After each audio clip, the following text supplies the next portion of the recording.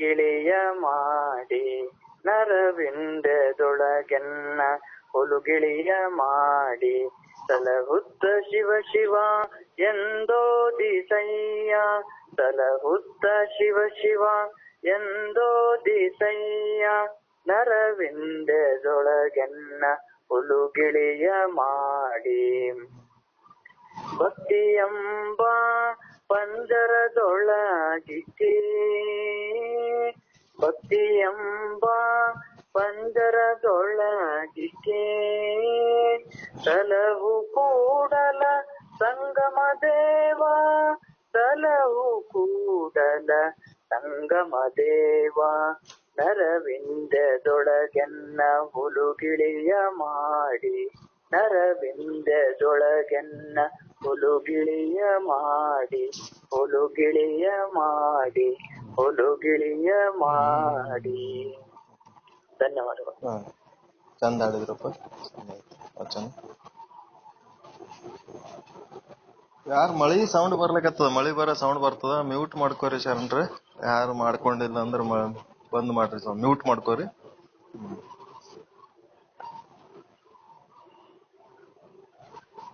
ಶಿವ ಶಾಂತಂ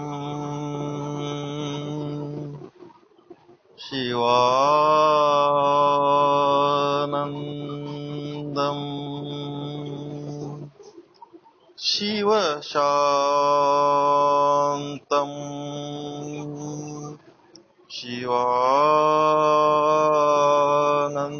ಶಿವಾನಂದಂ ಶಿವಾರಾಧನ ತತ್ಪರಂ ಶಿವಾರಾಧನ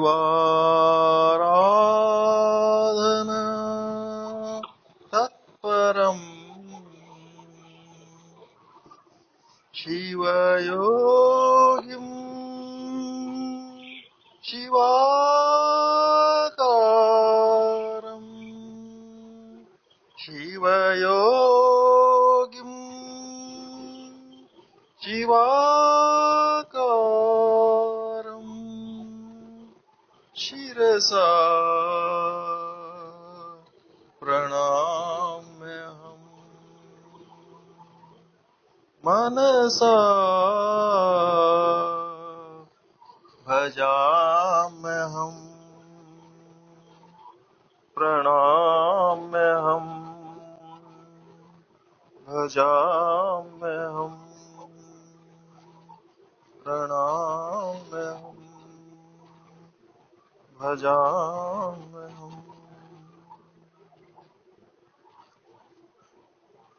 ಎಲ್ಲ ಶರಣ ಬಂಧುಗಳಿಗೆ ಭಕ್ತಿಯ ಪ್ರಣಾಮಗಳು. ನಿನ್ನೆಯ ದಿನ ಈ ಒಂದು ಸತ್ಸಂಗದ ವಿಷಯದಲ್ಲಿ ಅವಸ್ಥೆಗಳ ಬಗ್ಗೆ ಹೇಳಿದ್ದೆ. ಈ ಒಂದು ಸತ್ಸಂಗದಿಂದ ಏನು ಲಾಭ ಅಂದ್ರೆ, ನಾವು ಇಡೀ ಜಗತ್ತಿನ ಎಲ್ಲ ಜೀವರಾಶಿಗಳು ಜಾಗ್ರ, ಸ್ವಪ್ನ, ಸುಷುಪ್ತ ಈ ಮೂರು ಅವಸ್ಥೆಗಳೊಳಗಿರ್ತವ. ಜಾಗೃತ ಅವಸ್ಥೆಯಲ್ಲಿ ಆಹಾರ, ನಿದ್ರೆ, ಒಂದಿಷ್ಟು ಸುರಕ್ಷಿತ ಆಗಿರೋದು, ಮತ್ತೆ ಒಂದಿಷ್ಟು ಸಂತಾನ ಅಭಿವೃದ್ಧಿಗಾಗಿ ಬಡದಾಡೋದು, ಒಂದಿಷ್ಟು ರೊಕ್ಕ ರೂಪಾಯಿ ಬಂಗಾರ ಸಂಸಾರ ಇದೇನದ ಇದಕ್ಕೆ ಬಡದಾಡ್ತಿರ್ತದ. ಮುಂದೆ ದಣದು ದುಡಿದು ಮನೆಗೆ ಬಂದು ರಾತ್ರಿ ಊಟ ಮಾಡಿ ಮಲ್ಕೊಂಡ ಮೇಲೆ ಮತ್ತೆ ಸ್ವಪ್ನಾವಸ್ಥೆಗೆ ಹೋಗ್ತದ. ಅಲ್ಲಿ ಶರೀರ ಇನ್ಆಕ್ಟಿವ್ ಆಗ್ತದ. ಅಲ್ಲಿ ಶರೀರ ದಣದು ರೆಸ್ಟ್ ಮಾಡ್ತಿರ್ತದ. ಮನಸ್ಸು ಇನ್ನ ಆಕ್ಟಿವ್ ಇರ್ತದ, ಇನ್ನ ಅದು ಜಾಗ್ರ ಇರ್ತದ. ಅವಾಗ ಸ್ವಪ್ನದ ಒಂದು ಅನುಭವಗಳು ಉಂಟಾಗ್ತವ. ಸ್ವಪ್ನವನ್ನು ಕಾಣುವಂತ ಜೀವನಿಗೆ ಜಾಗೃತ ಅವಸ್ಥೆಯ ಅನುಭವಗಳೆಲ್ಲ ಸುಳ್ಳು. ಮತ್ತು ಜಾಗೃತ ಅವಸ್ಥೆಯಲ್ಲಿ ಸಂಸಾರಕ್ಕಾಗಿ ಬಡಿದಾಡುವಂತ ಜೀವನಿಗೆ ಸ್ವಪ್ನದಲ್ಲಿ ಕಾಣುವಂತ ವಿಚಾರಗಳೆಲ್ಲ ಸುಳ್ಳು. ಮತ್ತೆ ಇನ್ನೂ ಮುಂದುವರೆದು ಸ್ವಪ್ನ ಮುಗಿದ್ಮೇಲೆ ಮತ್ತೆ ನಿದ್ರಾವಸ್ಥೆಗೆ ಹೋಗ್ತದ. ಅದಕ್ಕೆ ಸುಷುಪ್ತಾವಸ್ಥೆ ಅಂತಾರ. ಈ ಸುಷುಪ್ತಾವಸ್ಥೆ ಒಳಗ ಈ ಜಾಗ್ರನೂ ಸುಳ್ಳು, ಸ್ವಪ್ನನೂ ಸುಳ್ಳು, ಬರೀ ಅಲ್ಲೇನಿಲ್ಲ, ಬರೀ ಕತ್ತಲು, ಒಂದು ತಮವಾದಂತ ಸ್ಥಿತಿ ಇರ್ತದೆ ಕತ್ತಲೆ. ಈ ರೀತಿಯಾದಂತ ಅವಸ್ಥೆ ಒಂದಿಲ್ಲ ಇನ್ನೊಂದು ಅವಸ್ಥೆ ಒಳಗ ಇಡೀ ಎಲ್ಲ ಜೀವರಾಶಿಗಳಿರ್ತಾವ. ಆದ್ರೆ ಮನುಷ್ಯನಿಗೆ ಇತರ ಪ್ರಾಣಿಗಳಂತೆ ಈ ಮೂರು ಅವಸ್ಥೆಗಳಲ್ಲೇ ಇರೋದಕ್ಕಿಂತ ಇನ್ನೂ ವಿಶೇಷವಾದಂತ ಅವಸ್ಥೆಗಳದಾವ. ಅವು ಏನಂತಂದ್ರೆ ಆತನಿಗೊಂದು ವಿಶೇಷವಾದ ಶಕ್ತಿ ಇದೆ, ಜ್ಞಾನ ಶಕ್ತಿ ಇದೆ. ಅದಕ್ಕೆ ವಿಮರ್ಶಾ ಶಕ್ತಿ ಅಂತಾರ. ಆ ಶಕ್ತಿಯಿಂದ ಆತ ಏನನ್ನೆಲ್ಲ ಮಾಡಬಲ್ಲ, ಏನೆಲ್ಲ ತಿಳ್ಕೊಳ್ಳಬಲ್ಲ, ಏನೆಲ್ಲ ಮಾತನಾಡಬಲ್ಲ ಅಂತ ಒಂದು ಶಕ್ತಿ ಆತನಿಗಿದೆ. ಆ ಶಕ್ತಿಯನ್ನ ಸದ್ಬಳಕೆ ಮಾಡುವುದಕ್ಕ ಗುರು ಆದವನು ಆ ಜೀವಿಗಳನ್ನ ಮೂರನೇ ಅವಸ್ಥೆಗೆ ತರ್ತಾನೆ. ಅದು ಏನಂದ್ರ ಈ ಜಗತ್ತಂದ್ರೆ ಏನು, ಮತ್ತೆ ಈ ನಮ್ಮೊಳಗಿರುವ ಆತ್ಮ ಜೀವ ಅಂದ್ರೆ ಏನು, ಮತ್ತೆ ಜಗತ್ತನ್ನು ನಡೆಸುವಂತ ಈಶ್ವರ ಅಂದ್ರೆ ಯಾರು, ಮತ್ತೆ ಈ ದೇಹದ ಸತ್ಯಾಸತ್ಯತೆ ಬಗ್ಗೆ ಏನು, ಮತ್ತೆ ಇದನ್ನೆಲ್ಲ ನಡೆಸುವಂತ ಒಂದು ಅದೃಶ್ಯ ಶಕ್ತಿ ಯಾವುದು ಅನ್ನೋದ್ರ ಬಗ್ಗೆ ವಿಚಾರ ಮಾಡುವಂತ ಶಕ್ತಿ ಕೇವಲ ಮನುಷ್ಯನಿಗೆ ಮಾತ್ರ ಸಾಧ್ಯ ಅದ. ಬೇರೆ ಜೀವಿಗಳಿಗೆ ಅದರಿಂದ ಸಾಧ್ಯ ಇಲ್ಲ. ಹೀಗಾಗಿ ಗುರು ಆದವನು ಈ ಒಂದು ವಿಶೇಷವಾದಂತ ಶಕ್ತಿ ಯಾವುದು ಇದೆಯೋ ಮನುಷ್ಯನಿಗೆ ಅದನ್ನ ಸದ್ಬಳಕೆ ಮಾಡುವುದಕ್ಕ ಸತ್ಸಂಗಕ್ಕೆ ಕರ್ಕೊಂಡು ಬರ್ತಾನೆ. ಕರ್ಕೊಂಡು ಬಂದಾಗ ಇಲ್ಲಿ ಸತ್ಸಂಗದೊಳಗ ಶಿಷ್ಯ ಮತ್ತು ಗುರುಗಳು ಇಬ್ಬರು ಸೇರಿ ಈ ಜೀವ, ಜಗತ್ತು, ಈಶ್ವರ ಮತ್ತು ದೇಹ ಮತ್ತು ಈ ಬ್ರಹ್ಮಾಂಡ ಇವೆಲ್ಲ ವಿಷಯಗಳನ್ನ ಕುರಿತು ಚರ್ಚೆ ಮಾಡ್ತಾ ಮಾಡ್ತಾ ಮಾಡ್ತಾ ಆ ಒಂದು ಚರ್ಚೆಯಲ್ಲಿ ತಮ್ಮ ಸ್ಥಾನ ಎಲ್ಲಿ ಅದ, ತಾವು ಎಲ್ಲಿ ಅದರ, ತಮ್ಮದೇನು ಕರ್ತವ್ಯಗಳದಾವ ಅನ್ನೋದು ಈ ಜೀವಾತ್ಮನಿಗೆ ಅರ್ಥ ಮಾಡಿ ಕೊಡ್ತಾರೋ.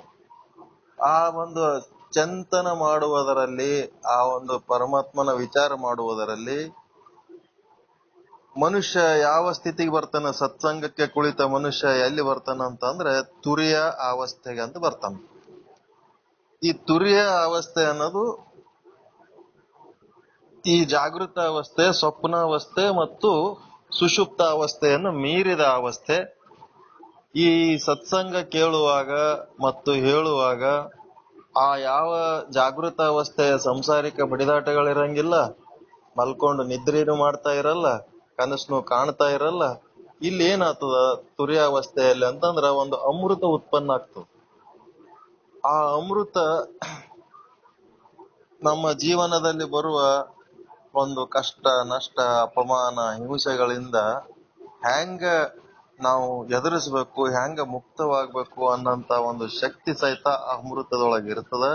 ಆ ಅಮೃತ ಹೆಂಗಿರ್ತದ ಅಂದ್ರ ಈ ಒಂದು ಸತ್ಸಂಗದಲ್ಲಿ ಸಿಗುವ ಅಮೃತ ಈ ಕಡ್ಡಿ ಕೊರೆದ್ರೆ ಅದು ಕಡ್ಡಿ ಎಷ್ಟೊತ್ತು ಉರಿತದ ಅಷ್ಟೇ ಇರ್ತದ.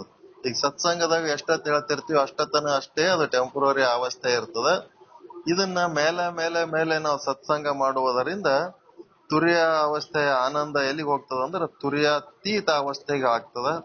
ಟೆಂಪ್ರರಿ ಇರಲ್ಲ, ಆವಾಗ ಅದು ಪರ್ಮನೆಂಟ್ ಆಗ್ತದ. ನಾವು ಸತ್ಸಂಗ ಮುಗಿದ ಮೇಲೂ ಸಹಿತ ಇದೇ ಅವಸ್ಥೆ ಒಳಗ ಮುಂದುವರಿತೀವಿ. ಒಳ್ಳೆಯ ಭಾವನೆ, ಒಳ್ಳೆಯ ಆಲೋಚನೆ, ಒಳ್ಳೆಯ ಕೆಲಸ, ಒಳ್ಳೆಯ ಮಾತುಗಳಲ್ಲಿ ಮುಂದುವರಿತೀವಿ. ಆ ತುರ್ಯಾತೀತ ಅವಸ್ಥೆಗೆ ಹೋಗುವ ತನಕ ನಾವು ಸತ್ಸಂಗಕ್ಕ ಬರ್ಬೇಕಾಗ್ತದ. ಇನ್ನು ತುರ್ಯಾತೀತ ಅವಸ್ಥೆ ಒಳಗೆ ಏನಿರ್ತದ ಅಂದ್ರೆ ಇಂಥ ಗುರುಗಳು ಇಂಥ ವಿಚಾರ ಹೇಳಿದ್ರು, ಇಂಥ ಗ್ರಂಥದೊಳಗ ಇಂಥ ತತ್ವಜ್ಞಾನ ಇತ್ತು ಅಂತೇಳಿ ಗುರು ಮತ್ತು ಗ್ರಂಥದ ಬಗ್ಗೆ ಒಂದಿಷ್ಟು ಸಪೋರ್ಟ್ ಇರ್ತದ ತುರ್ಯಾತೀತ ಅವಸ್ಥೆ ಒಳಗೆ. ಮುಂದೆ ತುರ್ಯಾತೀತೋತ್ತರ ಅವಸ್ಥೆ ಅಂದ್ರೇನು, ಆ ಸಪೋರ್ಟ್ ಎಲ್ಲ ಕಿತ್ಕೊಂಡು ಹೋಗ್ಬಿಡ್ತದೆ. ಯಾ ಗುರು ಇಲ್ಲ, ಯಾ ಗ್ರಂಥ ಇಲ್ಲ, ಯಾವ್ದು ಇಲ್ಲ. ಇವು ಸೆಂಟ್ರಿಂಗ್ ಕಟ್ಟಿಗೆಗಳು ಛತ್ ಎಲ್ಲ ತಾನೇ ಗಟ್ಟಿ ಆದ್ಮೇಲೆ ಹೆಂಗ ಕಿತ್ತೊಗಿತಾರ, ಛತ್ ತಾನಾಗಿ ನಿಲ್ತದಲ್ಲ, ಅಂತ ಒಂದು ಸ್ಥಿತಿ ಪ್ರಾಪ್ತಿ ಆಗುವಂತ ಒಂದು ಅವಕಾಶ ಆ ಸಾಧಕನ ಜೀವನದಲ್ಲಿ ಬರ್ತದ. ಅಂತ ಅವಕಾಶ ಬರುವ ತನಕ ನಾವು ಈ ಒಂದು ಸತ್ಸಂಗಗಳನ್ನ ಹಿಂಗೆ ಮುಂದುವರಿಸ್ತಾ ಇರ್ಬೇಕು. ಅಲ್ಲಿ ಏನಾಗ್ತದ ಅಂತಂದ್ರೆ ಯಾವ್ದಾರದು ಸಪೋರ್ಟ್ ಇರ್ಲಾರ್ದೆ ತಾನೇ ತಾನದಂತ ಒಂದು ಸತ್ಯದ ಸ್ಥಿತಿ, ಸತ್ಯದ ಅನುಭವಿಸುವ ಸ್ಥಿತಿ ಪ್ರಾಪ್ತಿ ಆಗ್ತದ. ಆ ಒಂದು ಸತ್ಯದ ಅನುಭವ ಸ್ಥಿತಿ ಪ್ರಾಪ್ತಿ ಆದಾಗ ಅಲ್ಲಿ ಶರಣನು ಎದ್ದರೆ ಶಿವರಾತ್ರಿ ಕಾಣಿರೋ, ಶರಣ ಮಲಗಿದರೆ ಶಿವ ಧ್ಯಾನ ಕಾಣಿರೋ, ಮತ್ತೆ ಶರಣ ನುಡಿದಿದೆ ಪರತತ್ವ ಕಾಣಿರೋ. ಹಿಂಗೆಲ್ಲ ಶರಣ ನಡೆದಿದ್ದೇ ದಾರಿ, ಶರಣ ನುಡಿದಿದ್ದೆ ಎಲ್ಲ ಸತ್ಯದ ದಾರಿ ಒಳಗೆ ಅವನ್ ಮಾತಾಡಿದ್ದೆ ಎಲ್ಲ ಸತ್ಯನೇ ಇರ್ತದ. ನಾವು ಸತ್ಯ ಮಾತಾಡ್ಬೇಕಂತ ಪ್ರಯತ್ನ ಮಾಡ್ತೀವಿ, ಆದ್ರೆ ಅವ ಮಾತಾಡಿದ್ದೆಲ್ಲ ಸತ್ಯ ಇರ್ತದ. ಈ ರೀತಿಯಾದಂತ ಒಂದು ಸ್ಥಿತಿ ಅವನ ಜೀವನವೇ ಸತ್ಯಮಯವಾಗ್ತದ, ಬೆಳಕಿನಿಂದ ತುಂಬಿರ್ತದ. ಇಂಥ ಒಂದು ಅವಸ್ಥೆ ತುರ್ಯಾವಸ್ಥೆ, ತುರ್ಯಾತೀತಾವಸ್ಥೆ, ತುರ್ಯಾತೀತೋತ್ತರ ಅವಸ್ಥೆ, ಇವುಗಳನ್ನ ನಾವು ಬಾಯಲಿಂತ ಹೇಳಿದ್ರೆ ಇದಾಗಂಗಿಲ್ಲ. ಸತ್ಸಂಗಗಳನ್ನ ಹೀಗೆ ಮೇಲೆ ಮೇಲೆ ಮೇಲೆ ಮಾಡ್ಕೊತ ಹೋಗ್ತಾ ಇದ್ದಾಗ ಅವೆಲ್ಲ ಅವಸ್ಥೆಗಳು ನಮ್ಮ ಜೀವನದಲ್ಲಿ ಬರ್ಕೊತ ಹೋಗ್ತವ. ಅದಕ್ಕೆ ಇದು ವಿಚಾರ ಚಂದ್ರೋದಯ ಅನ್ನೋ ಗ್ರಂಥ ಪಂಡಿತ ಪೀತಾಂಬರ್ಜಿ ಅವರು ಬರ್ದಾರ. ಈ ಪೀತಾಂಬರ್ಜಿ ಅವರು ಬರೆದಂತ ಗ್ರಂಥದೊಳಗ ಪ್ರತಿಯೊಂದು ಗ್ರಂಥದೊಳಗ ಆ ಗ್ರಂಥಕರ್ತನ ಒಂದು ಉದ್ದೇಶ ಇರ್ತದೆ. ಏನ್ ಉದ್ದೇಶ ಇಲ್ಲಿ ಪೀತಾಂಬರ್ಜಿ ಅವರ ಒಂದು ಉದ್ದೇಶ ಏನದ ಅಂತಂದ್ರ, ಈ ಗ್ರಂಥವನ್ನ ಯಾರು ಓದ್ತಾರ ಅವ್ರದ್ದು ದುಃಖ ನಿವೃತ್ತಿ ಆಗ್ಬೇಕು, ಸರ್ವ ದುಃಖ ನಿವೃತ್ತಿ ಆಗ್ಬೇಕು. ಮತ್ತೆ ದುಃಖ ಬೇಡ ಅಂತ ಬಿಟ್ಟ ಮೇಲೆ ಮತ್ತೆ ಏನ್ ಪ್ರಾಪ್ತಿ ಮಾಡ್ಕೋಬೇಕು ಅಂದ್ರೆ ಪರಮಾನಂದ ಪ್ರಾಪ್ತಿ ಮಾಡ್ಕೋಬೇಕು. ಪರಮಾನಂದ ಪ್ರಾಪ್ತಿ, ಸರ್ವ ದುಃಖ ನಿವೃತ್ತಿ, ಇದು ಒಂದು ಆ ಒಂದು ಪಂಡಿತ್ ಪೀತಾಂಬರ್ಜಿ ಅವರ ಆಶೀರ್ವಾದ. ಇಡೀ ಲೋಕದ ಜೀವಿಗಳಿಗೆ ಅಂತ ಒಂದು ಆಶೀರ್ವಾದ ಮಾಡಿದ್ದಾರೆ. ಆ ಪೀತಾಂಬರ್ಜಿ ಗುರುಗಳು ಹೆಂಗದ ಇದು ಗ್ರಂಥ ಅಂತಂದ್ರೆ, ಗುರು ಶಿಷ್ಯರ ಅಂದ್ರೆ ಸಾಮಾನ್ಯವಾಗಿ ಗುರು ಅಂದ್ರೆ ಏನು ಸಂಶಯ ಇರ್ಲಾರ್ದಂಗ ಪ್ರತಿಯೊಂದನ್ನ ತಿಳಿಸಿ ಹೇಳುವಂತವನಿಗೆ ಗುರು ಅಂತಾರೆ. ಮತ್ತೆ ಶಿಷ್ಯ ಅಂದ್ರೆ ಏನು ಗೊತ್ತಿಲ್ಲದಂಗ ಕುಳಿತು ಕೇಳೋವನಿಗೆ ಶಿಷ್ಯ ಅಂತಾರೆ. ಆದ್ರೆ ಇಲ್ಲಿ ಯಾರು ಗುರು ಶಿಷ್ಯ ಇಬ್ಬರು ಬೇರೆ ಬೇರೆ ಇಲ್ಲ. ಇದು ಒಂದು ವಿಶೇಷವಾದ ಗ್ರಂಥ. ಬೇರೆ ಗ್ರಂಥಗಳಲ್ಲಿ ಶಿಷ್ಯಗ ಏನು ಗೊತ್ತಿರ್ಲಾರ್ದವನು ಪ್ರಶ್ನೆ ಕೇಳ್ತಿರ್ತಾನ. ಆದ್ರೆ ಇಲ್ಲಿ ಪೀತಾಂಬರ್ಜಿ ಅವರು ತಾವೇ ಶಿಷ್ಯನಾಗಿ ಪ್ರಶ್ನೆ ಕೇಳ್ಕೊಂಡಾರ. ಲೋಕದ ಜೀವಿಗಳಿಗೆ ಎಂತಿಂತ ಪ್ರಶ್ನೆಗಳು ಹುಟ್ಟುತ್ತಾವ ಅನ್ನೋದು ಅವರೇ ಪ್ರಶ್ನೆಗಳು ಹಾಕೊಂಡು ಅವರೇ ಆ ಪ್ರಶ್ನೆಗಳಿಗೆ ಉತ್ತರ ಕೊಟ್ಟಾರ. ಗುರುನು ತಾವೇ ಆಗ್ಯಾರ, ಶಿಷ್ಯನು ತಾವೇ ಆಗ್ಯಾರ. ಈಗ ಎಲ್ಲವನ್ನೂ ತಿಳಿದಂತ ಗುರುವೇ ಶಿಷ್ಯನಾಗಿ ಕೇಳಿದ ಪ್ರಶ್ನೆ ಬಹಳ ಪ್ರಬುದ್ಧವಾಗಿರ್ತದ, ಬಹಳ ಅರ್ಥಪೂರ್ಣವಾಗಿರ್ತದ. ಅಂತ ಒಂದು ಪ್ರಶ್ನೆ ಕೇಳುವಂತ ಮತ್ತು ಉತ್ತರ ಹೇಳುವಂತ ಒಳ್ಳೆಯ ಒಂದು ಗ್ರಂಥ ಇದು. ಮತ್ತೆ ಇದು ಹೆಂಗದಪ್ಪ ಅಂದ್ರ, ಅದು ಮರಾಠಿಯಲ್ಲಿ ಮೂಲದಲ್ಲಿ ಇದೆ, ಆದ್ರೆ ಸರಳ ಕನ್ನಡ ಭಾಷೆಯಲ್ಲಿ ಅದ. ಈ ಭಾಷೆಯಲ್ಲಿ ಇರೋದ್ರಿಂದ ಇದು ನಮಗ ಬಹಳ ಅನುಕೂಲ ಆಗಿದೆ. ಮತ್ತೆ ಈ ಒಂದು ಗ್ರಂಥದ ಶೈಲಿ ಹೆಂಗದ ಅಂತ ಅಂದ್ರೆ ಉಪೋದ್ಘಾತ ಶೈಲಿಯ ಗ್ರಂಥ ಅಂತ ಹೇಳ್ತಾರೆ. ಉಪೋದ್ಘಾತ ಶೈಲಿಯ ಗ್ರಂಥ ಅಂದ್ರೆ, ಉಪೋದ್ಘಾತ ಅಂತಂದ್ರೆ ನೇರವಾಗಿ ಶಿಷ್ಯನಿಗೆ ಯಾವುದೇ ಉಪದೇಶ ಮಾಡುವುದಿಲ್ಲ. ಇಲ್ಲಿ ಶಿಷ್ಯನಿಗೆ ಏನ್ ಆಗ್ಬೇಕಾಗ್ಯದ ಅಂತಂದ್ರ ಸರ್ವ ದುಃಖ ನಿವೃತ್ತಿ, ಪರಮಾನಂದ ಪ್ರಾಪ್ತಿ. ಈ ರೀತಿ ಮಾಡುವುದಕ್ಕ ಏನ್ ಮಾಡ್ಬೇಕು ಅನ್ನಂತ ನೇರ ಉಪದೇಶ ಇದ್ರೊಳಗೆ ಇರಂಗಿಲ್ಲ. ಹೆಂಗಿರ್ತದ ಅಂತಂದ್ರ, ಒಬ್ರು ಎಮ್ಮಿ ಕಟ್ಟಿದವ್ರ ಮನೆಗೆ ಒಬ್ಬರು ಮಜ್ಜಿಗೆ ಕೇಳಕ್ ಹೋಗಿದ್ರಂತ. ಆ ಮಜ್ಜಿಗೆ ಕೇಳಕ್ ಹೋದಾಗ ಆ ಮಜ್ಜಿಗೆ ಡೈರೆಕ್ಟ್ ಕೇಳಿದ್ರ ಅವ್ರು ಕೊಡ್ತಾರೋ ಬಿಡ್ತಾರ ಅಂತೇಳಿ ಇವ್ರೇನ್ ಮಾಡ್ತಾರ, ಆ ಎಮ್ಮಿಯನ್ನು ಹೊಗಳೋದು. ಎಂತ ಚಲೋ ಅದ ನಿಮ್ ಎಮ್ಮಿ, ಹುಲ್ಲು ಎಲ್ಲಿ ತರ್ತೀರಿ, ಎಷ್ಟು ಹಾಲು ಕೊಡ್ತದ, ಪ್ರತಿ ವಾರ 2-3 ಸಾರಿ ತುಪ್ಪ ಕಾಸ್ತೀರಿ, ಅದೆಲ್ಲ ಓಣಿ ಎಲ್ಲ ಘಮ ಘಮ ವಾಸನೆ ಬರ್ತದ, ಎಮ್ಮಿ ಚಂದ ಮೇಂಟೈನ್ ಮಾಡಿರಿ, ಹಂಗ ಹಿಂಗ 108 ಆ ಎಮ್ಮಿ ಸಾಕಿದವ್ರಿಗೆ ಎಮ್ಮಿಯನ್ನು ಹೊಗಳಿ ನಾ ನಡಿತೀನಿ ಮನಿಗೆ ಅನ್ನೋ ಟೈಮ್ನೊಳಗ, ಅಯ್ಯ ಒಂದ್ ಸ್ವಲ್ಪ ನಿಂದ್ರವ ಮಜ್ಜಿಗೆಯರ ಒಯ್ಯಕತ್ತಿ ಅಂತೇಳಿ ಅವ್ರ ಬಾಯಿಲಿಂತ ಬರಂಗ ಮಾಡುವಂತ ಒಂದು ಉಪೋದ್ಘಾತ ಶೈಲಿ. ಅಂದ್ರ ಶಿಷ್ಯ ತಾನೇ ಅರ್ಥ ಮಾಡ್ಕೊಂಡು ಗುರುವಿನ ಮನಸ್ಸಿನೊಳಗೆ ಏನು ಶಿಷ್ಯನಿಗೆ ಕಲಿಸ್ಬೇಕಂತ ಇಟ್ಕೊಂಡಾರೋ ಆ ಮಾತುಗಳು, ಆ ವಿಚಾರಗಳು ಶಿಷ್ಯನಿಗೆ ಅರ್ಥ ಆಗಿ ಶಿಷ್ಯನ ಬಾಯಿಲಿಂತ ಹೊರಗೆ ಬರುವಂತೆ ಮಾಡುವಂತ ಗ್ರಂಥ ಇದು ಉಪೋದ್ಘಾತ ಶೈಲಿಯ ಗ್ರಂಥ. ಮತ್ತೆ ಚಂದ್ರ ಅಂದ್ರೆ ಸೂರ್ಯನಿಗೆ ಸಮೀಪ ಸಮೀಪ ಬಂದಂಗ ಆತ ಹುಣ್ಣಿಮೆಯ ಚಂದ್ರನಂಗ ಆಗ್ತಾನ. ಮತ್ತೆ ದೂರ ದೂರ ಹೋದ ಅಂತಂದ್ರ ಅಮಾವಾಸ್ಯ ಚಂದ್ರ ಆದಂಗಾಗಿ ಮುಣಿಗ್ ಹೋಗ್ಬಿಡ್ತಾನ. ಶಿಷ್ಯ ಜ್ಞಾನಕ್ಕೆ ಅತಿ ಸಮೀಪ ಸಮೀಪ ಸಮೀಪ ಬರ್ಬೇಕು. ಮತ್ತೆ ದೂರ ದೂರ ಹೋದ್ರೆ ಏನಾಗ್ತಾನಂದ್ರ ನಾಶ ಆಗಿ ಹೋಗ್ಬಿಡ್ತಾನ, ಕೆಟ್ಟ ಹೋಗ್ತಾನ ಶಿಷ್ಯ. ಅದಕ್ಕ ಸಮೀಪಕ್ಕೆ ಬರ್ಬೇಕಂತ ಹೇಳಿ ಇದು ಮಾಡಿ ಅವ್ರ ಏನ್ ಮಾಡ್ಯಾರ, ಒಂದು 15 ದಿವ್ಸ ಮತ್ತ ದೂರ ಹೋದಾಗ ಸೂರ್ಯನ ಸಮೀಪಕ್ಕೆ ಬಂದಾಗ ಚಂದ್ರನಿಗೂ ಸೂರ್ಯನ ಹಾಗೆ ಜಗತ್ತಿಗೆ ಒಂದು ಬೆಳಕು ಕೊಡುವಂತ ಶಕ್ತಿ ಬರ್ತದ, ಪರಮಾತ್ಮನ ಹಾಗೆ ಜೀವಾತ್ಮನಲ್ಲೂ ಒಂದು ಶಕ್ತಿ ಬರ್ತದ ಅನ್ನಂತ ವಿಚಾರ ಅದ್ರೊಳಗ ಅದ. ಅದಕ್ಕ ಇಲ್ಲಿ 16 ಕಲೆಗಳದಾವ ಈ ಗ್ರಂಥದೊಳಗ. ಆ 16 ಕಲೆಗಳೊಳಗ ಹೆಂಗಂದ್ರ ಚಂದ್ರ ಹೆಂಗ ಬೆಳ್ಕೋತ ಹೋಗ್ತಾನ, ಅಮಾವಾಸ್ಯೆ ಚಂದ್ರ ಬೆಳ್ಕೋತ ಹೋಗಿ ಹುಣ್ಣಿಮೆ ದಿವಸ ಹೆಂಗ ಪೂರ್ಣ ಪ್ರಮಾಣದ ಒಂದು ದುಂಡಾದ ಚಂದ್ರ ಜಗತ್ತನ್ನ ಬೆಳಗುವಂತ ಚಂದ್ರ ಆಗ್ತಾನ. ಅದೇ ರೀತಿ 15 ಕಲೆಗಳು ಮುಗಿಯುವುದರಲ್ಲಿ ಆ ಒಂದು ವಿಚಾರವನ್ನ ಅರ್ಥ ಮಾಡ್ಕೊಂಡು ನಮ್ ಜೀವನದಾಗ ಅಳವಡಿಸ್ಕೊಂಡ್ ಬಿಟ್ಟೆವಂತಂದ್ರೆ ಅದು ಹೆಂಗ ಆಗ್ತದಂದ್ರ ಪೂರ್ಣ ಪ್ರಮಾಣದ ಚಂದ್ರ ಆಗಿ ನಾವು ಸಹಿತ ಇನ್ನೊಬ್ಬರಿಗೆ ಹೇಳುವಂತ ಗುರುಗಳಾಗುವಂತ ಅವಕಾಶ, ನಾವು ಪರಮಾನಂದ ಪ್ರಾಪ್ತಿ ಮಾಡ್ಕೊಂಡು ಸರ್ವ ದುಃಖ ನಿವೃತ್ತಿ ಮಾಡ್ಕೊಳ್ಳುವಂತ ಅವಕಾಶ ಈ ಒಂದು ಸತ್ಸಂಗದೊಳಗಿದೆ. ಅದಕ್ಕೆ ಉಪದ್ಘಾತ ಅಂದ್ರೆ ಏನನ್ನೋದು ಸರಿಯಾಗಿ ತಿಳ್ಕೊಬೇಕು. ಮನಸ್ಸಿನೊಳಗೆ ಒಂದು ವಿಷಯ ಇಟ್ಟುಕೊಂಡು ಅದು ತಾನೇ ಹೊರಗೆ ಬರಲು ಅದರ ಬಗ್ಗೆಯೇ ಸುತ್ತಿ ಬಳಸಿ ಮಾತಾಡೋದೇ ಉಪೋದ್ಘಾತ ಅಂತಾರ. ಇಲ್ಲಿ ವಿಚಾರ ಚಂದ್ರೋದಯ, ವಿಚಾರ ಅಂದ್ರೆ ಏನು ಅನ್ನೋದು ನಾವು ಮೊದಲು ತಿಳ್ಕೋಬೇಕು. ಇಲ್ಲಿ ತನಕ ಮತ್ತೆ ನಮ್ಮಲ್ಲಿ ಸಾಕಷ್ಟು ವಿಚಾರಗಳಿದ್ದು ನಾವೇನ್ ವಿಚಾರ ಇಲ್ಲದಂಗ ಬದುಕು ಮಾಡಿವೇನು ಅನ್ನಂತ ಒಂದು ಪ್ರಶ್ನೆ ಬರ್ತದ.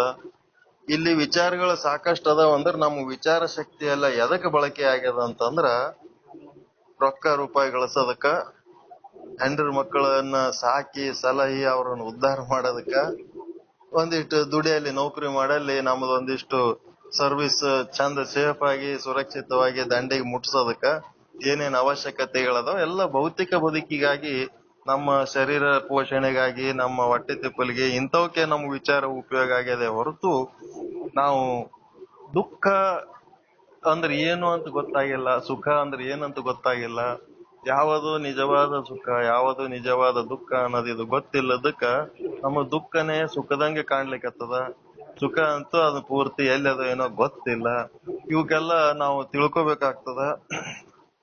ಜನ್ಮಾಂತರದಿಂದ ಹಂಗೆ ಹುಟ್ಟಿ ಬರ್ತೀವಿ. ಪ್ರತಿ ಜನ್ಮದಾಗ ಏನ್ ಮಾಡ್ತೀವಿ ಅಂತಂದ್ರ ಯಾವುದು ಸುಳ್ಳದೋ ಅದನ್ನೇ ಖರೆ ಅಂತ ತಿಳ್ಕೊಂಡ್ಬಿಡ್ತೀವಿ, ಮಿಥ್ಯವಾದದ್ದನ್ನೇ ಸತ್ಯ ಅಂತ ತಿಳ್ಕೊಂಡು ಯಾವುದು ಅನಿತ್ಯವಾಗಿದೆ ಅದೇ ನಿತ್ಯ ಅಂತ ತಿಳ್ಕೊಂಡ್ಬಿಡ್ತೀವಿ.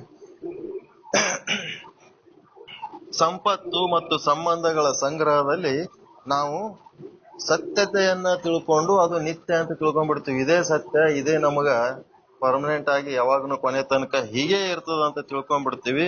ತಿಳ್ಕೊಂಡಾಗ ಅನಿತ್ಯವಾದದ್ದು ನಿತ್ಯ, ಅಸತ್ಯವಾದದ್ದು ಸತ್ಯ ಅಂತ ತಿಳ್ಕೊಂಡಾಗ ಮತ್ತು ಅಸತ್ಯವಾದದ್ದು ಮತ್ತು ಅನಿತ್ಯ ಅಂದ್ರೆ ಟೆಂಪರರಿ, ನಿತ್ಯ ಅಂದ್ರೆ ಶಾಶ್ವತ ಪರ್ಮನೆಂಟ್, ಅವುಗಳನ್ನ ನಂಬಿದ್ದಕ್ಕೆ ಏನಾಗ್ತದ ಅಂದ್ರ ಅವು ನಮ್ಮ ಹತ್ರ ಇರೋ ತನಕ ಅವೇನಾಗ್ತಾವ, ಒಂದ್ ಸ್ವಲ್ಪ ಆರಾಮ್ ಅನಿಸ್ತಾವ. ಒಂದಿನ ಅವು ಕೈ ಬಿಟ್ಟು ಅವು ಹೋಗುವಾಗ ನಮಗ್ ದುಃಖ ಕೊಡ್ತಾವ. ಅದಕ್ಕೆ ಈ ಒಂದು ಸತ್ಯ ಯಾವುದು ಅಸತ್ಯ ಯಾವುದು ಅನ್ನೋದು ತಿಳ್ಕೊಳ್ಳೋದಕ್ಕೆ ವಿವೇಕಿಗಳು ಅಂತಾರ. ವಿವೇಕ ಅಂದ್ರೇನು, ಯಾವುದು ಸತ್ಯ ಯಾವುದು ಸುಳ್ಳು ಮತ್ತ ಯಾವುದು ನಿತ್ಯ ಯಾವುದು ಅನಿತ್ಯ ಅನ್ನೋದು ವಿಚಾರ ಮಾಡೋದಕ್ಕೆ ಅಲ್ಲಿ ನಾವು ವಿವೇಕ ಅಂತಾರ. ಇಲ್ಲಿ ಪ್ರತಿ ಕ್ಷಣನೂ ಎಲ್ಲ ಬದಲಾವಣೆ ಆಗ್ತದ. ಆದ್ರೆ ಬದಲಾವಣೆ ಆಗ್ಲಾರ್ದಂತ ಒಂದು ವಸ್ತು ಅದ ನಮ್ಮಲ್ಲಿ, ಆ ವಸ್ತುವನ್ನ ನಾವು ತಿಳ್ಕೋಬೇಕು. ಕ್ಷಣಕ್ಕೆ ಬದಲಿ ಆಗ್ತದೆ. ಹುಟ್ಟಿದಾಗ ಬಾಲ್ಯದಲ್ಲಿ ಸಣ್ಣ ಕೂಸಿನ ಒಂದ್ ಫೋಟೋ ತೆಗೆದಿರ್ತಾರ ನಮಗ್, ಮತ್ತೆ ಸ್ವಲ್ಪ ದೊಡ್ಡವರಾದ್ಮೇಲೆ ಮತ್ತೊಂದ್ ಫೋಟೋ ತೆಗಿತಾರ, ದೊಡ್ಡವರಾದ್ಮೇಲೆ ಹಂಗೆ ವರ್ಷಗೊಂದು 6 ತಿಂಗಳಿಗೊಂದು ಬರ್ತ್ಡೇ ಅವು ಇವು ಏನ್ರ ಅಡ್ಮಿಷನ್ಗೆ ಅದಕ್ಕೆ ಫೋಟೋಗಳೆಲ್ಲ ತೆಗೆದಿರ್ತಾರ. ಒಂದ್ 25 ವರ್ಷ 30 ವರ್ಷ 50 ವರ್ಷ ಆದ್ಮೇಲೆ ಸಣ್ಣ ಕೂಸ ಇದ್ದಾಗ ಹಿಡಿದು ಇಲ್ಲಿ ತನಕ ಏನ್ ಫೋಟೋ ತೆಗೆದಾರ ಅವೆಲ್ಲ ಫೋಟೋಗಳು ಒಂದ್ರ ಮುಂದ್ ಒಂದು ಇಟ್ಟು ನೋಡಿದ್ರೆ ಆ ಫೋಟೋಗಳು ಒಂದಕ್ಕೊಂದ್ ಸಂಬಂಧ ಇರಲ್ಲ, ಎಲ್ಲ ಚೇಂಜ್ ಆಗಿರ್ತದೆ. ಈ ಶರೀರ ಅನ್ನೋದು ಪೂರ್ತಿ ಚೇಂಜ್ ಆಗ್ತದೆ. ಹಿಂಗ ಬಂದು ಹಂಗ ಹೋಗುವಂತ ಶರೀರ ನಾವೇನ್ ತಿಳ್ಕೊಂಡಿವಿ, ಈ ಶರೀರನೇ ನಾನು, ಈ ಶರೀರನೇ ಸತ್ಯ ಅಂತ ನಾವು ತಿಳ್ಕೊಂಡ್ಬಿಟ್ಟಿವಿ. ಯಾವಾಗ್ನು ಈ ಶರೀರದಾಗ ಹಿಂಗೇ ಇರ್ತೀವಿ ಅಂತ ತಿಳ್ಕೊಂಡ್ಬಿಟ್ಟಿವಿ. ಎಷ್ಟರೇ ಇದು ಶರೀರದೊಳಗಿನ ಎಲುಬು ಮುರಿಲಿ, ಹುಳ ಬೀಳಿ, ಕೊಳಿಲಿ, ಏನೇ ಕಾಲಕ್ಕ ಎಷ್ಟರೇ ಅಲ್ಲಿ ಅದು ದವಾಖಾನಿ ಟ್ರೀಟ್ಮೆಂಟ್ ಕೊಟ್ಟು ಮತ್ತ ಅದೇ ಶರೀರದಾಗೆ ಇರ್ಬೇಕಂತ ಪ್ರಯತ್ನ ಮಾಡ್ತೀವಿ. ನಾವ್ ಏನ್ ಪ್ರಯತ್ನ ಮಾಡಿದ್ರು ಈ ಶರೀರ ಶಾಶ್ವತವಾಗಿ ನಮ್ಮ ಜೊತೆಗೆ ಇರಂಗಿಲ್ಲ. ಇದು ಒಂದಿನ ನಮ್ ಕೈ ಬಿಟ್ಟು ಹೋಗೋದು. ಈ ಒಂದು ಅನಿತ್ಯವಾದಂತ ಶರೀರವನ್ನು ನಂಬಿದ್ದಕ್ಕೆ ನಮ್ಗೆ ಏನಾಗ್ತದ, ಈ ಶರೀರಕ್ಕೆ ಏನೇನ್ ಸಮಸ್ಯೆ ಅವ ಅವೆಲ್ಲ ಶರೀರಕ್ಕೆ ಆಗಂತ ಸಮಸ್ಯೆಗಳೆಲ್ಲ ನನಗೆ ಆಗ್ಲಕತ್ತವ ಅನ್ನಂತ ಒಂದು ಕಷ್ಟಗಳು ಉಂಟಾಗ್ತವ. ಶರೀರಕ್ಕೆ ಏನೇನ್ ಆಗ್ತಾವ ಅಂತಂದ್ರ ಜನನ ದುಃಖ, ಹುಟ್ಟಬೇಕಾದ್ರೂ ಒಂದು ದುಃಖ, 9 ತಿಂಗಳ ತಾಯಿ ಗರ್ಭದಾಗ ಇರೋದನು ಒಂದು ದುಃಖ, ಮತ್ತ ಬಾಲ್ಯದಲ್ಲಿ ಏನು ಸ್ವಾತಂತ್ರ್ಯ ಇರಂಗಿಲ್ಲ, ಎಲ್ಲ ಇನ್ನೊಬ್ರು ಹೇಳ್ದಂಗೆ ಕೇಳೋದು, ಅದು ಒಂದು ದುಃಖ. ಯೌವನದಲ್ಲಿ ಸಮಯ ಇರಂಗಿಲ್ಲ, ಅಲ್ಲಿ ಸುಮ್ನೆ ಎಲ್ಲ ರೊಕ್ಕ ಇರ್ತದ, ರೂಪಾಯಿ ಇರ್ತದ, ಎಲ್ಲ ಏನ್ ತಿಂದ್ರು ಕರಗಿಸ್ಕೊಳ್ಳೋ ಶಕ್ತಿ ಇರ್ತದ, ಆದ್ರೆ ಅಲ್ಲಿ ಸಮಯ ಇರಂಗಿಲ್ಲ. ಮುಪ್ಪಿನಲ್ಲಿ ಸಮಯ ಇರ್ತದ, ಎಲ್ಲ ರೊಕ್ಕ ಇರ್ತದ, ರೂಪಾಯಿ ಇರ್ತದ, ಆದ್ರೆ ಯಾವುದು ತಿಂದು ಉಂಡು ದಕ್ಕಿಸ್ಕೊಳ್ಳುವಂತ ಶಕ್ತಿ ನಮ್ಮಲ್ಲಿ ಇರಂಗಿಲ್ಲ. ಹಿಂಗಾಗಿ ರೋಗ ಬರ್ತವ, ಬಡತನ ಬರ್ತದ, ಈ ಶರೀರಕ್ಕೆ ಅಪಮಾನ ಅದ, ಹಿಂಸೆ ಅದ, ದುಃಖ ಅದ, ಕಷ್ಟ ಅದ.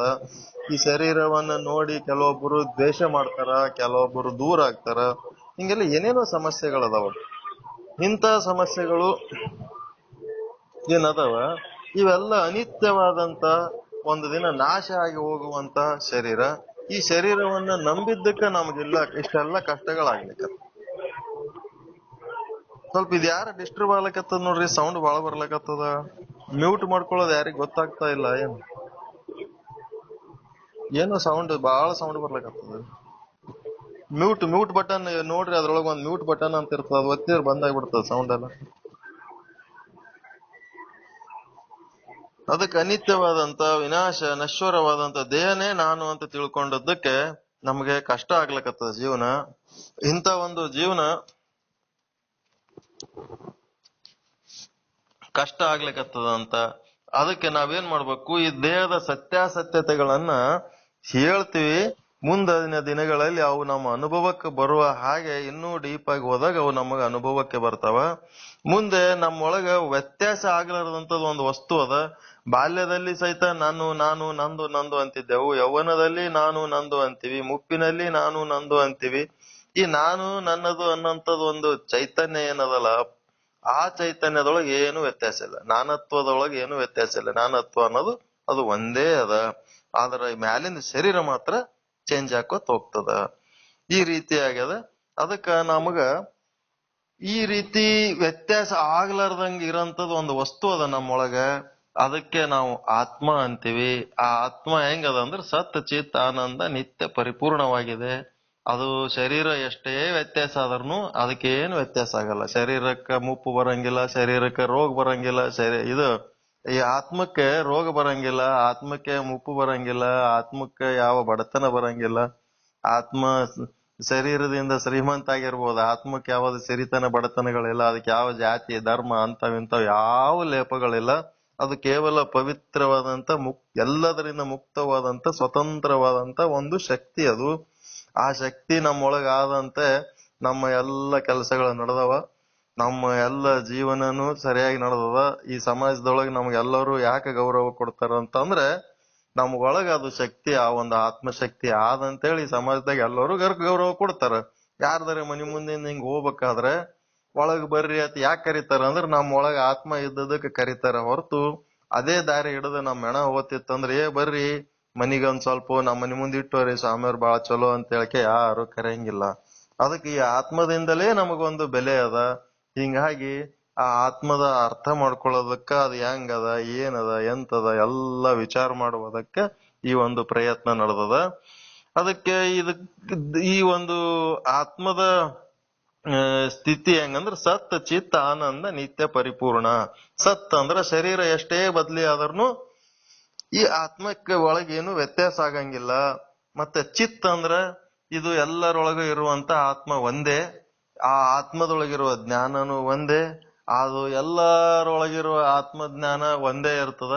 ಅದನ್ನ ನಾವು ಸರಿಯಾಗಿ ಅರ್ಥ ಮಾಡ್ಕೋಬೇಕು. ಹೆಂಗಂತಂದ್ರೆ ಬಂಗಾರದ ಆಭರಣಗಳು ಬೇರೆ ಬೇರೆ ಇರ್ಬೋದು, ಅದ್ರೊಳಗಿರುವ ಬಂಗಾರ ಒಂದೇ ಇರುವ ಹಾಗೆ ಆತ್ಮ ಒಂದೇ ತರ ಇರ್ತದ. ಅದು ಹೇಳುವ ಅರಿವು ಜ್ಞಾನ ಎಲ್ಲ ಒಂದೇ ಇರ್ತದ. ಎಲ್ಲರ ಮನಸ್ಸಿನೊಳಗ ಒಳಗಿರೋದ ಆತ್ಮ ಒಂದೇ ತರ ವಿಚಾರಗಳನ್ನ ಹೇಳತ್ತಿರ್ತದ. ಅದಕ್ ಚಿತ್ ಅಂದ್ರೆ ಏನು, ಅದಕ್ಕೆ ಸರ್ವಜ್ಞ ಅಂತಾರ. ಎಲ್ಲವನ್ನು ಬಲ್ಲಂತದ್, ಅದು ಎ ಟು ಜೆಡ್ ಎಲ್ಲ ಗೊತ್ತದ. ತಾನ್ ಯಾರು ಗೊತ್ತದ, ಜಗತ್ತಂದ್ರೆ ಏನ್ ಗೊತ್ತದ, ಮನುಷ್ಯರಂದ್ರೆ ಏನ್ ಗೊತ್ತದ, ಜೀವಿಗಳಂದ್ರೆ ಏನ್ ಗೊತ್ತದ, ದೇವರಂದ್ರೆ ಯಾವದತ್ತು ಗೊತ್ತದ, ಎಲ್ಲ ಬಲ್ಲಂತ ವಸ್ತು ಇದಕ್ಕ ಚಿತ್ ಅಂತಾರ, ಸರ್ವಜ್ಞ ಅಂತಾರ. ಮತ್ತದು ಎಲ್ಲವನ್ನು ನೋಡ್ತಾ ಇದೆ, ಎಲ್ಲವನ್ನು ಕೇಳ್ತಾ ಇದೆ, ಎಲ್ಲವನ್ನು ಅರಿತಾ ಇದೆ. ಅಂತ ಒಂದು ವಸ್ತು ನಮ್ಮೊಳಗ ಆದ ಅನ್ನೋದು ಯಾರಿಗೆ ಅರಿವಿರ್ತದ ಅವರಿಗೆ ಆ ಪರಮಾತ್ಮನ ಮೂರನೇ ಲಕ್ಷಣದ ಅನುಭವ ಆಗ್ತದ. ಅದ್ ಯಾವದಂದ್ರ ಆನಂದ ಅಂತ. ಆ ಆನಂದ ಹೆಂಗದಂತಂದ್ರೆ, ಈ ದುಃಖ ಸುಖಗಳು ಬರ್ತಿರ್ತಾವ ಹೋಗ್ತಿರ್ತಾವ, ಆದ್ರ ಒಮ್ಮ ಆನಂದ ಬತ್ತಂತಂದ್ರ ಅದು ಶಾಶ್ವತವಾಗಿ ಇರ್ತದ. ಅದ ಆನಂದ, ಸತ್ ಚಿತ್ ಆನಂದ. ಮತ್ತ ಶರೀರ ಬಂತು ಹೋಗ್ತು, ಆದ್ರೆ ಈ ನಿತ್ಯ ಅಂತ ಒಂದು ಪರಮಾತ್ಮನ ಲಕ್ಷಣ. ಆ ಶರೀರ ಬಂದ್ರೇನು ಶರೀರ ಹೋದ್ರೇನು ಇದು ಪರ್ಮನೆಂಟ್ ಆಗಿರ್ತದೆ, ಇದು ಆತ್ಮ. ಮತ್ತೆ ಪರಿಪೂರ್ಣ ಅಂದ್ರೆ ಅದ್ರ ಕೆಲಸ ಪ್ರತಿಯೊಂದು ನಿರ್ದೋಷಿಯಾಗಿರ್ತಾವ, ಕಂಪ್ಲೀಟ್ ಇರ್ತಾವ. ಈ ರೀತಿಯಾಗಿ ಸಚ್ಚಿತ್ ಆನಂದ ನಿತ್ಯ ಪರಿಪೂರ್ಣನಾದ ಪರಮಾತ್ಮ ಪರಬ್ರಹ್ಮ ಪರಮೇಶ್ವರನ ಒಂದು ಚೈತನ್ಯ ನಮ್ಮೊಳಗ ಆದ. ಮತ್ತ ಆ ಚೈತನ್ಯನ ನಾನು ಅಂತ ಯಾವಾಗ ನಾನು ಅನುಭವಕ್ಕೆ ತಂದುಕೋತೀನಿ, ಆವಾಗ ಏನಾಗ್ತದ, ನಮ್ಗ ದುಃಖ ನಿವೃತ್ತಿ ಆಗ್ತದ, ಪರಮಾನಂದ ಪ್ರಾಪ್ತಿ ಆಗ್ತದ. ಆ ಪರಮಾತ್ಮ ಚೈತನ್ಯ ನಾನು ಅನ್ನೋದು ಅದ್ರ ಬಗ್ಗೆ ನಮ್ಗ ಆದ ಅನ್ನೋದು ಸಹಿತ ಗೊತ್ತಿರ್ಲಾರ್ದಂತ ಪರಿಸ್ಥಿತಿ ಒಳಗ ನಾವ್ ಅದೀವಿ. ಅದಕ್ಕ ಅದು ಆದ ಅನ್ನೋದನ್ನ ಅರ್ಥ ಮಾಡ್ಕೊಂಡು ಹೆಂಗದ ಎಲ್ಲದ ಈ ಜಗತ್ತಿನೊಳಗಿರಂತ ಒಂದು ಚೈತನ್ಯ, ಅದಕ್ಕ ಈಶ್ವರ ಅಂತಾರ. ನಮ್ಮ ಜೀವಗಳ ದೇಹದೊಳಗಿರುವಂತ ಚೈತನ್ಯಕ್ಕ ಜೀವ ಅಂತಾರ, ಜೀವ. ಈ ಜೀವ ಮತ್ತು ಈಶ್ವರ ಇವೆರಡು ಏನದಾವ, ಚೈತನ್ಯಗಳದಾವ. ಈ ದೇಹ ಮತ್ತು ಈ ಜಗತ್ತೇನದ, ಇವು ಜಡಗಳದಾವ. ಈ ಜಡವಾದ ಪ್ರಪಂಚಕ್ಕ ಚಾಲನೆ ಕೊಡುವವನು ಈಶ್ವರ, ಈ ಜಡವಾದ ದೇಹಕ್ಕೆ ಚಾಲನೆ ಕೊಡುವವನು ಜೀವ. ಇವು ಯಾವ ಜಡ ಯಾವ ಚೈತನ್ಯ ಯಾವುದರಿಂದ ಏನ್ ನಡೆದದ ಅನ್ನೋದೆಲ್ಲ ವಿಚಾರ ಮುಂದಿನ ದಿನಗಳಲ್ಲಿ ಹೇಳಲಕ್ಕ ಆಗ್ತದೆ. ಈ ರೀತಿಯಾಗಿ ವಿಚಾರ ಚಂದ್ರೋದಯದ ಒಂದು ಇಂಟ್ರೊಡಕ್ಷನ್ ಪಾರ್ಟ್ ಇವತ್ತು ಹೇಳಾಯ್ತು. ಮತ್ತೆ ಇದರದ್ದು ಮುಂದಿನ ದಿನಗಳಲ್ಲಿ ಇದು ವಿಚಾರ ವಿವೇಕ ಅಂದ್ರೆ ಏನಂದ್ರೆ ಸತ್ಯ ಮತ್ತು ಅಸತ್ಯವನ್ನ ತಿಳಿಸಿ ಬಿಡಿಸಿ ಬಿಡಿಸಿ ನೋಡೋದಕ್ಕೆ ವಿವೇಕ ವಿವೇಕ ಅಂತಾರ. ಅಂತ ವಿವೇಕ ಅಂತ ವಿಚಾರ ನಮ್ಮೊಳಗ ಇವತ್ತಲಿಂತ ಮೂಡ್ಬೇಕು. ಯಾವುದು ಸತ್ಯ ಯಾವುದು ಸುಳ್ಳು, ಶಾಶ್ವತವಾಗಿರೋದಕ್ಕ ಸತ್ಯ ಅನ್ಬೇಕು, ಯಾವುದು ಟೆಂಪ್ರವರಿ ಇರ್ತದ ಅದಕ್ಕ ಅಸತ್ಯ ಅನ್ಬೇಕು. ಯಾಕಂದ್ರ ಅದನ್ನ ನಂಬಿದ್ರೆ ಅದು ಕೈ ಕೊಟ್ಟು ಹೋಗ್ಬಿಡ್ತದ. ನೋಡ್ಲಕ್ಕ ಕಣ್ಣಿಗೆ ಕಾಣಿಸ್ತಿರ್ತದ, ಆದ್ರ ಅದನ್ನ ನಂಬಿದ್ರ ಅದು ಒಂದಿನ ನಮ್ಮ ಕೈ ಕೊಟ್ಟು ಹೋಗ್ತದ, ದುಃಖಕ್ಕೆ ಈಡು ಮಾಡ್ತದ. ಅದಕ್ಕೆ ಅಸತ್ಯವಾದದ ಮೇಲಿನ ನಂಬಿಕೆ ತೆಗೆದು ಶಾಶ್ವತವಾದಂತ ಆತ್ಮದ ಮೇಲೆ ನಮ್ಮ ನಂಬಿಕೆ ಇಡುವಂತ ಒಂದು ಅನುಭವ ಮಾಡ್ಕೊಳ್ಳೋಣ ಅನ್ನೋಂತ ವಿಚಾರ ಹೇಳುವ ಮೂಲಕ ನನ್ನ ಚಿಂತನವನ್ನ ಶ್ರೀ ಗುರುವಿನ ಪಾದಕ್ಕೆ ಅರ್ಪಿಸ್ತಿದ್ದೇನೆ. ಎಲ್ಲರಿಗೂ ಒಳಿತಾಗಲಿ, ಎಲ್ಲರಿಗೂ ಶುಭವಾಗಲಿ. ಓಂ ಶಾಂತಿ ಶಾಂತಿ ಶಾಂತಿ. ಶರಣು ಶರಣಾರ್ಥಿಗಳು.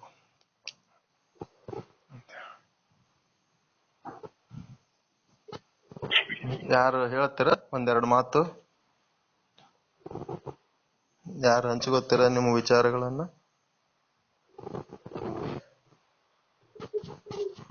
ಏನಾರ ಸಂಶಯಗಳಿದ್ರೆ, ಡೌಟ್ಸ್ ಇದ್ರೆ ಮಾತಾಡ್ರಿ. ನೀವು ಒಂದ್ ಸ್ವಲ್ಪ ಮಾತಾಡ್ತಾ ಇದ್ರೆ ರೂಢಿ ಆಗ್ತದೆ. ಹಲೋ,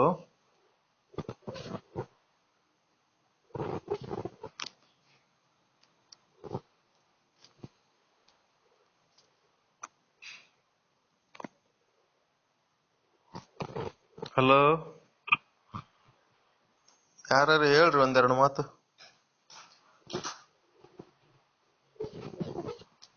ಇದು ಮ್ಯೂಟ್ ಆನ್ ಮಾಡಿ ಮಾತಾಡ್ರಿ. ಮ್ಯೂಟ್ ಆನ್ ಮಾಡ್ಲಿಲ್ಲ ಅಂತಂದ್ರೆ ನಿಮ್ ಶಬ್ದನೇ ಹೊರಗೆ ಕೇಳಿಸಲ್ಲ. ಹಲೋ,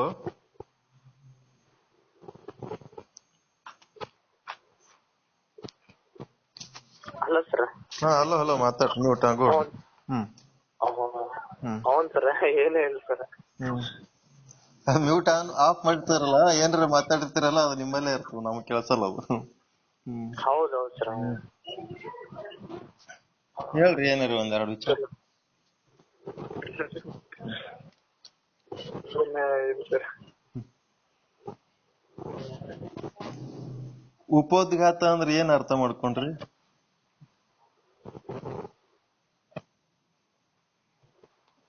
ಕೆಲವೊಂದ್ ಶಬ್ದದ ಅರ್ಥಗಳು. ಹಲೋ, ಮನಸ್ಸಿನಲ್ಲಿ ಒಂದು ವಿಷಯ ಇಟ್ಕೊಂಡು ಅದೇ ಹೊರಗೆ ಬರುವ ತರ ಒಂದು ಕ್ವಶನ್ ಇಟ್ಕೊಂಡು ಅದು ಆನ್ಸರ್ ಆಟೋಮೆಟಿಕ್ ಬರೋ ತರ ಮಾಡೋದು ಉಪೋದ್ಘಾತ. ಹಾ, ಮನಸ್ಸಿನೊಳಗ ಯಾರು ಇವ್ರು ವೀರೇಶ್ ಅವರು? ಯಾರು ಮಾತಾಡೋದು? ನರಸಿಂಹಮೂರ್ತಿ. ನಮಸ್ಕಾರ ಶಿವ, ನಮಸ್ಕಾರ. ಹಾ, ಗುರುವಿನ ಮನಸ್ಸಿನೊಳಗ ಒಂದ್ ಏನೋ ಕಲಿಸ್ಬೇಕಾಗಿರ್ತದ ಶಿಷ್ಯಗೆ. ಕಲಿಸ್ಬೇಕಾದ ಹೊತ್ನಾಗ ಶಿಷ್ಯನಿಗೆ ಅವರು ನೇರವಾಗಿ ಅದನ್ನ ಹೇಳಿದಾಗ ಶಿಷ್ಯನಿಗೆ ಅದನ್ನ ಪಡ್ಕೊಳ್ಳೋಂತ ಸಾಮರ್ಥ್ಯ ಇರಬಹುದು, ಇಲ್ಲದೆ ಇರಬಹುದು. ನೇರವಾಗಿ ಹೇಳಿದ್ರೆ ಅದನ್ನ ತಿಳ್ಕೊಳ್ಳೋಂತ ಸಾಮರ್ಥ್ಯ, ಅರ್ಥ ಮಾಡ್ಕೊಳ್ಳೋಂತ ಸಾಮರ್ಥ್ಯ ಇಲ್ಲ. ತಾನಾಗೆ ಅರ್ಥ ಮಾಡ್ಕೊಂಡು ಆತನ ಬಾಯಿಲಿಂತ ಹೊರಗೆ ಬರುವ ಹಾಗೆ ಮಾಡಿದರೆ ಅದು ಪೂರ್ತಿ ಒಂದು ಉದ್ದೇಶ ಸಾರ್ಥಕ ಆಗ್ತದ ಅನ್ನಂತ ವಿಚಾರ ಇದು ಉಪೋದ್ಘಾತ ಶೈಲಿಯ ಗ್ರಂಥ ಅಂತ.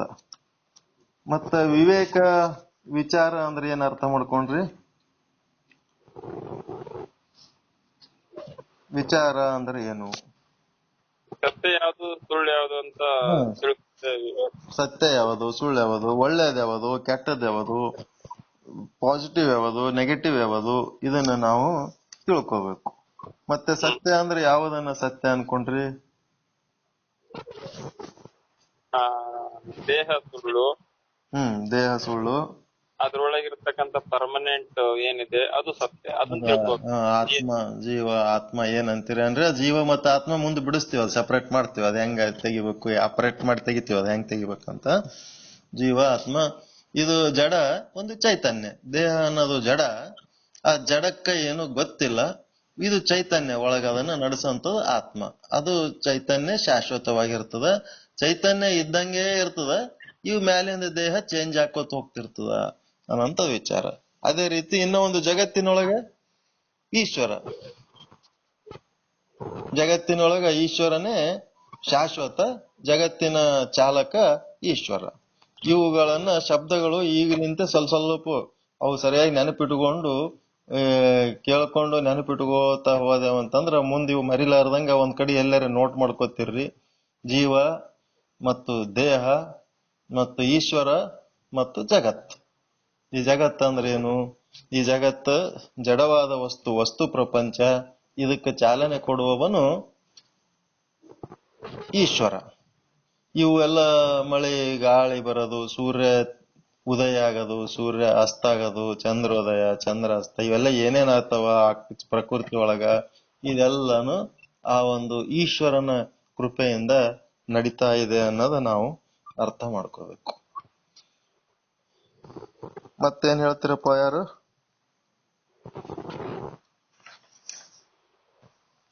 ಆಯ್ತು, ಮುಗಿಸ್ಬಿಡೋಣ.